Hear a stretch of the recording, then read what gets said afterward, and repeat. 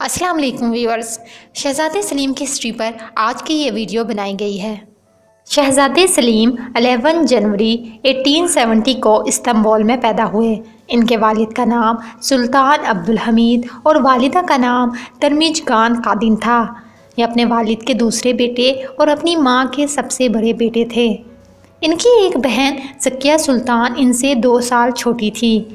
इसके अलावा इनके एक भाई शहज़ादे अहमद नूरी इनसे 8 साल छोटे थे। शहज़ादे सलीम सुल्तान अब्दुल हमीद के सबसे बाशऊर और तलीम याफ्ता बेटों में से एक थे। शहज़ादे एक इंतहाई मोहतात शख्स थे। वो अपने पुरसकून मिजाज से बड़े बड़े वाक़यात पर काबू पाने में कामयाब रहे हैं। अपने वालिद सुल्तान अब्दुल हमीद की तरह वो आलमी एजेंडे पर अमल करना पसंद करते थे। इन्होंने अपनी इब्तदाई तलीम शहज़ादे अब्दुल कादिर के साथ यल्दीज़ महल में हासिल की। इन्होंने फ़ारसी और फ़्रांसीसी भी सीखी। प्रिंसेस स्कूल से ग्रेजुएशन करने के बाद इन्होंने उस्मानी मिलिट्री कॉलेज में दाखिला लिया। वो उस्मानी फ़ौज में ब्रिगेडियर के ओहदे पर फाइज रहे। बाद में इन्हें जनरल के ओहदे पर तरक्की दी गई।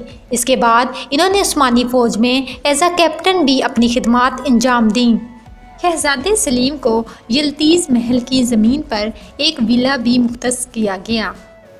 शहज़ादे सलीम ने अपनी ज़िंदगी में 8 शादियाँ कीं। कई ज़राए के मुताबिक इन्होंने 3 शादियाँ कीं। इनके बच्चों में शहज़ादे अब्दुल करीम, नमीका सुल्तान और शहज़ादे महमद सरे फहरिस्त हैं। शहज़ादे महमद का इंतकाल बचपन में ही हो गया था।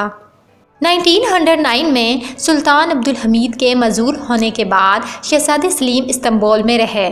शहज़ादे सलीम और उनके छोटे भाई शहज़ादे अहमद नूरी इब्तदाई तौर पर अपनी बहन ज़किया सुल्तान की हवेली में आबाद हुए। जनवरी 1925 को उन्होंने एक मशहूर तुर्क वकील सामी गंजाबिर को पावर ऑफ अटॉर्नी दे दिया ताकि सुल्तान अब्दुल हमीद की छोड़ी इमारतों, ज़मीनों और दीगर मराद को दोबारा हासिल कर सकें। 3 मार्च 1924 को तकरीबन 8 बजे 3 पुलिस एहलकार शहज़ादे सलीम की हवेली में आए और मुस्तफ़ा कमाल अतातुर्क की तरफ से उस्मानी ख़ानदान की जिलावतनी के फ़ैसले के बारे में इतला दी। शहज़ादे सलीम ने पुलिस को इत्मीनान से सलाम किया और उनके हाथ से पेपर नोटिफिकेशन लेकर कहा, मेरे बेटे, क्या हमारे पास सूटकेस पैक करने का वक्त है? उन्होंने जवाब दिया, आपको 72 घंटे का वक्त दिया गया है, लेकिन आपने हमें अपनी रवानगी के दिन और टाइम का बताना है ताकि हम इस बात को यकीनी बनाएं कि आप उनके साथ चले गए हैं और हमारी रियासत आपको एक लिफाफा भी देगी। शहज़ादे सलीम ने उनसे लिफाफे के बारे में पूछा तो उन्होंने कहा कि हमें नहीं मालूम, हमें सिर्फ आपको इत्तला पहुंचाने का काम सौंपा गया है। शहज़ादे सलीम के बेटे शहज़ादे अब्दुल करीम को जिला वतनी के फ़ैसले का इल्म नहीं था क्योंकि वो उस वक्त अपने कज़न और खान के पास गए हुए थे। 9 बजे जब वो हवेली वापस आए तो शहज़ादे सलीम और अपनी माँ की आंखों में आंसू देखकर फ़ौरन पूछा, कोई मर गया है क्या? उदास क्यों हो? जब शहज़ादे सलीम ने उन्हें वजाहत दी तो शहज़ादे अब्दुल करीम ने गुस्से से इसकी मुखालफत की और कहा कि वो हमें कैसे बरतरफ कर सकते हैं। मेरे दादा ने इन ज़मीनों की हिफाजत के लिए अपनी जानें दी, वो ऐसा कैसे कर सकते हैं? शहज़ादे सलीम ने सारी सूरत हाल बताई और कहा कि अब सल्तनत का ख़ात्मा हो चुका है, आप और मैं अब इस मुल्क के शहज़ादे नहीं रहे, ये कौंसिल का फ़ैसला है। इसके बाद शहज़ादे अब्दुल करीम पुरसकून होने की कोशिश करते हैं। यह दूसरा बड़ा दर्द था जिसका सामना शहज़ादे अब्दुल करीम ने अपनी ज़िंदगी में किया, यानी जिला वतनी का फ़ैसला। पहला दर्द उनकी ज़िंदगी में सुल्तान अब्दुल हमीद की वफ़ात का था। इसके बाद हवेली में सामान जमा होना शुरू हो जाता है, लेकिन शहज़ादे अब्दुल करीम अपने सामान को हाथ नहीं लगाते और कहते हैं कि वो हवेली में ही रहेंगे। शहज़ादे सलीम अपने बेटे को यह कहकर समझाने की कोशिश करते हैं कि ये इसरार बेसूद है, ऐसा ना करो, तुम यहाँ नहीं रह सकते। उनके पास एक फहरिस्त है उस्मानी ख़ानदान की।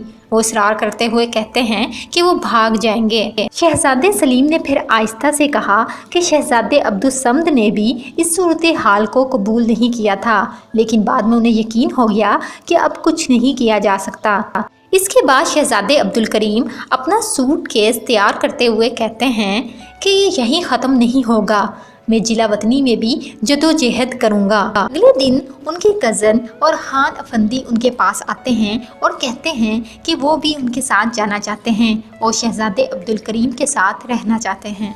اس کے بعد دوپہر کے وقت پولیس آتی ہے اور کہتی ہے اگر تم تیار ہو میرے شہزادے تو چلیں۔ ایک پولیس والا اس وقت اپنے آنسو نہ روک سکا، وہ رو رہا تھا اور خان افندی نے دیکھ کر شہزادے سلیم کو کہا کیا آپ پولیس کو پرسکون ہونے کا کہہ سکتے ہیں؟ جب ہم نے اسے دیکھا تو ہم رونے لگے۔ جس کے بعد شہزادے سلیم پولیس کو پرسکون ہونے کا کہتے ہیں اور کہتے ہیں کہ بیٹا ہمارے اندر بھی خون بہہ رہا ہے لیکن ہم کچھ نہیں کر سکتے، براہ کرم اسے مشکل نہ بنائیں۔ ضلع وطنی کے وقت شہزادے سلیم اپنی 2 بیویوں کے ساتھ اور بیٹی نمیکا سلطان، بیٹے شہزادے عبدالکریم اور بھتیجے اورحان کو لے کر اسٹیشن گئے اور وہاں سے حلب چلے گئے۔ خاندان کے افراد کو دیے گئے لفافوں میں 2000 برطانوی پاؤنڈ تھے۔ اس کے علاوہ ایک پاسپورٹ بھی تھا جو 1 سال مکمل ہونے کے بعد وہ سب بے وطن ہو جائیں گے۔ شہزادے سلیم اپنے خاندان کے ساتھ حلب آئے اور وہاں ایک چھوٹی سی حویلی میں مقیم ہو گئے۔ شہزادے سلیم شام میں بہت مشہور تھے۔ شام کے کچھ ترک اور کرد کمالسٹ حکومت کا تختہ الٹنے کے حق میں تھے اور شہزادے سلیم کو خلیفہ بنانا چاہتے تھے۔ کچھ حامیوں نے تو انہیں خلیفہ بھی قرار دے دیا اور دیار باقر کی مسجد میں جمعے کا خطبہ ان کے نام سے پڑھا گیا۔ فرانس نے اس بغاوت کو شام تک پھیلنے سے روکا لیکن شہزادے سلیم کا ان تقاریب سے کوئی تعلق نہیں تھا اور نہ ہی انہیں ان واقعات کی اطلاع دی گئی تھی۔ شام کے لوگ شہزادے سلیم کی بہت عزت کرتے تھے اور لوگ انہیں سلطان سلیم کہہ کر پکارتے تھے۔ جس گھر میں وہ ٹھہرتے تھے اس کا نام کسرا ملک یعنی حکمران کا گھر کہا جاتا تھا۔ جب شہزادے سلیم کے پاس پیسے ختم ہو گئے تو آرمینیائی باشندوں نے انہیں ایک گھر دیا جس میں وہ کرایہ ادا کیے بغیر کئی سالوں تک رہے اور گھر کے مالک نے انہیں اس کی اجازت بھی دی۔ اس کے بعد شہزادے سلیم لبنان چلے گئے۔ شہزادے سلیم کا انتقال 5 مئی 1937 کو 67 ایئرز کی ایج میں بیروت لبنان میں ہوا اور انہیں دمشق کی سلطان سلیم مسجد میں دفن کیا گیا۔ شہزادے سلیم کی ہسٹری کے متعلق آپ کو جان کے کیسا لگا؟ اپنی رائے کا اظہار کومنٹس باکس میں کریں اور مزید ویڈیوز کے لیے چینل کو لازمی سبسکرائب کریں۔ اگر آپ سلطان عبدالحمید کے دیگر خاندان کے افراد کی ہسٹری کے متعلق جاننا چاہتے ہیں تو ڈسکرپشن باکس میں لنک موجود ہے، آپ وہاں سے ویڈیوز دیکھ سکتے ہیں۔ اس کے علاوہ اگر آپ کوئی سجیشن دینا چاہتے ہیں تو آپ کومنٹس باکس میں دے سکتے ہیں۔